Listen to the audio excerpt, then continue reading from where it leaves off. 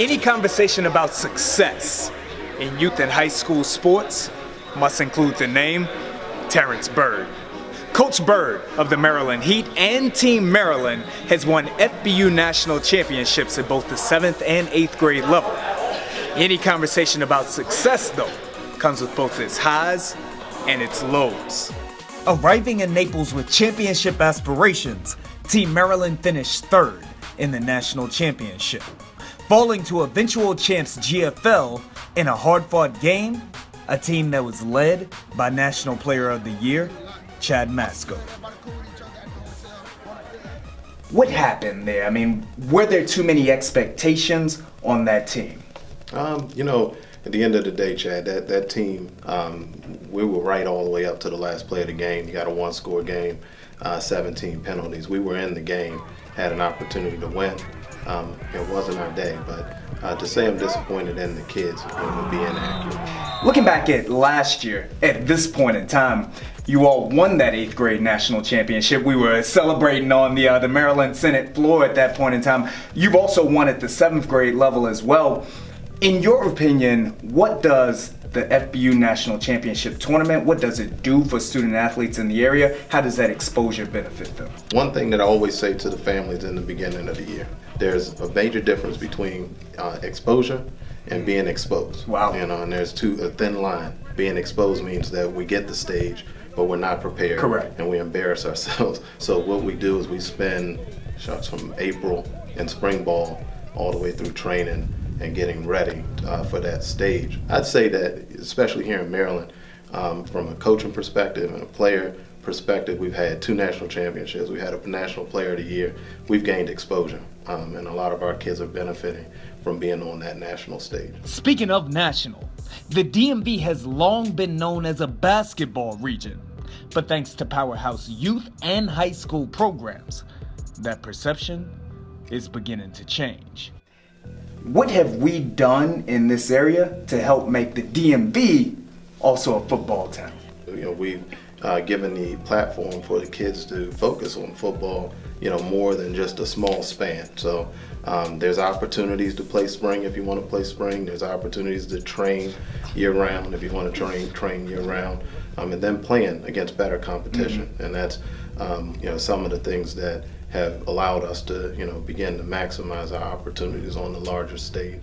Team Maryland and the Maryland Heat are no strangers to recognition. I wanted to know more about Byrd's other organization. I asked him about Westlake. Can't say enough about Westlake. Westlake is our foundational program. And, 13 years ago, I took over at Westlake Youth Athletic Organization. And Westlake was a powerhouse in Charles County. 2-3 years of continuing to win a lot of county championships. I could tell the families were hungry for it, and we needed to up our competition.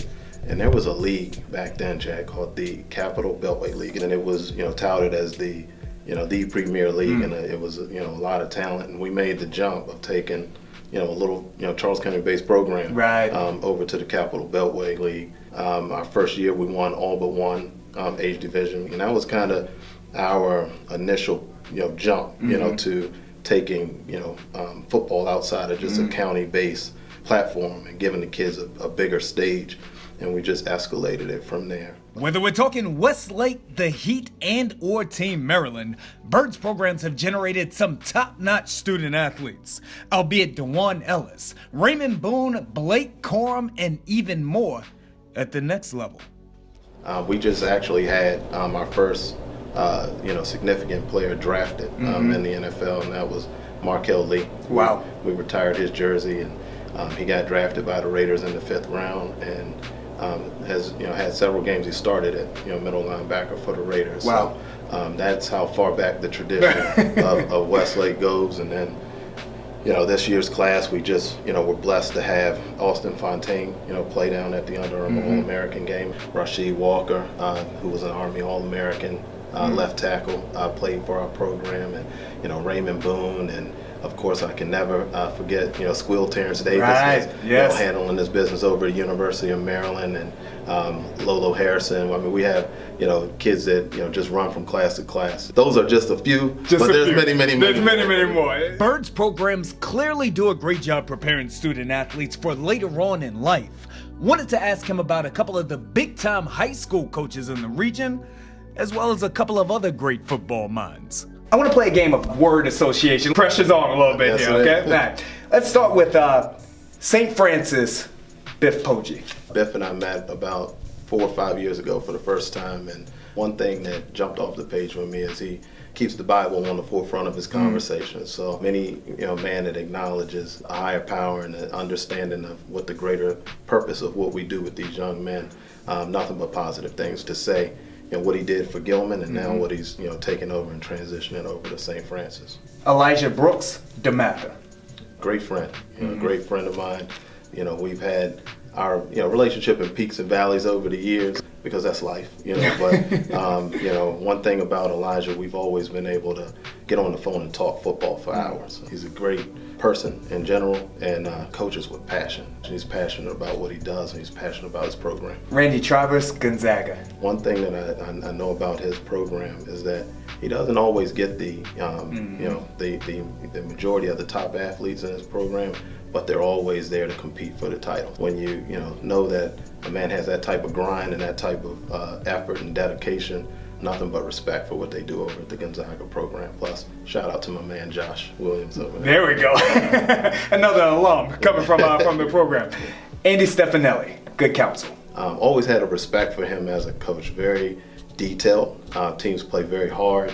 He was going to make sure that they played a good, clean game and wait for you to make a mistake. So, good friend, good man. Has nothing but love and respect for the good counsel program. Damn good man. Joe Casamento, St. John's. One thing that with Coach Kaz is that he's always preaching doing the right things off the field. If we do the right things off the field, it transitions on the field. Nothing but respect, because that's really what these young men need. And if you take care of the things off the field, it seems to kind of work out. That'll work out for you on the field as well. Speaking of working out on the field, I want to bring this back to the youth level now. Kevin Holmes. Same word name. Word association. Very, very dedicated. Also very determined. He came in 2 years ago, and we have a 10-year head start on him. Yes. But just determined to close the gap in any sport. In anything in life, you got to have somebody pushing you. I respect what they're doing over there, because I know they're pushing us. I know they want to knock us off, and they want to be where we are, and it's done tastefully. So Correct. Nothing but respect for what they're doing over at the Bowie program. Mike Anderson. Good friend and visionary. First and foremost, a very loyal person. And one thing I always give Mike credit for is he had the vision and the determination when nobody else did. When FBU first hit the scene, nobody believed in it. Nobody wanted to be a part of it. Mike had that vision. Mike had that determination. Spring ball, nobody believed in it. No one wanted to do it. Mike believed in it, and he stayed fast to it. And he had the drive and the determination to keep it going. There's now multiple spring leagues. Right. There's multiple teams for FBU. There's more people trying to get teams in FBU. But there was only one person that wanted to pioneer all of those things when nobody else was supporting. So, shout out Mike Anderson. It's not all sunshine and rainbows, though. As we alluded to earlier, there can be a perceived disconnect between coaches and their community. A lot of times when you are kings in your backyard, you don't understand the full scope of the national stage. They don't understand the talent of a Morissette. They don't understand the talent of a Masco. While we have great players here, there's great players in other states as well, and sometimes better than Correct. What you have. Where you can get a small sample size of our bigs here, they got to have somebody to compete against every Yes. game. So if you get them and you train them and you're teaching the right techniques, they don't a lot of times learn how to actually execute those techniques until they get up against another goon that's sometimes better than they are. And sometimes at that point it's too late because they haven't faced that previously. Yes, sir, absolutely. And now with social media being synonymous with youth sports, in one recent post, a responder accused Byrd and Mike Anderson of being profit-driven. even telling another parent their dues were directly responsible for paying Byrd and Anderson's salary and even for their cars.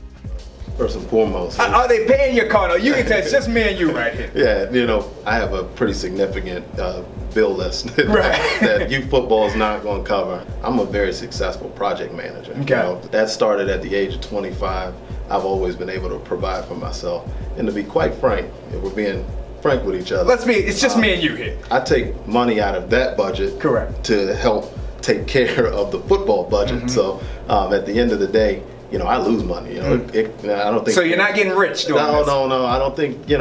I don't get upset about it, Chad, because this is again one of those things where people don't know. They don't know. They don't know that it costs the coaches to travel to Naples. It costs us to stay in our hotel, to fly, to eat. While we're down there. So that's not being paid. That's something that's coming out of our own personal budgets, and a lot of times our youth.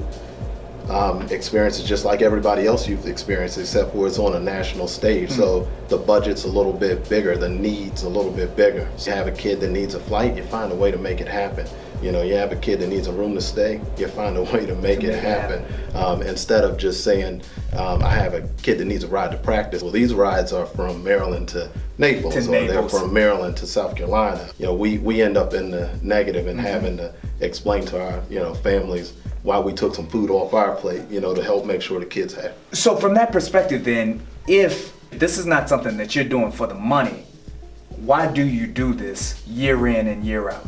Well, number one, I'm not gonna shy away from the fact I'm a competitor and I love the sport of football. But if I had to say what, drives me to stay at the youth level, because there's high school opportunities, there's college opportunities, but what keeps me at the youth 8th grade level is I was that 8th grade kid at one point in time, and my mom was a single mother, and she had to work 2 to 3 jobs at that particular time in my life, and I was having to ride my bike to and from football practice and ask for rides to get here or there, and I just knew the struggle, for my mom, for me to do a sport that I love.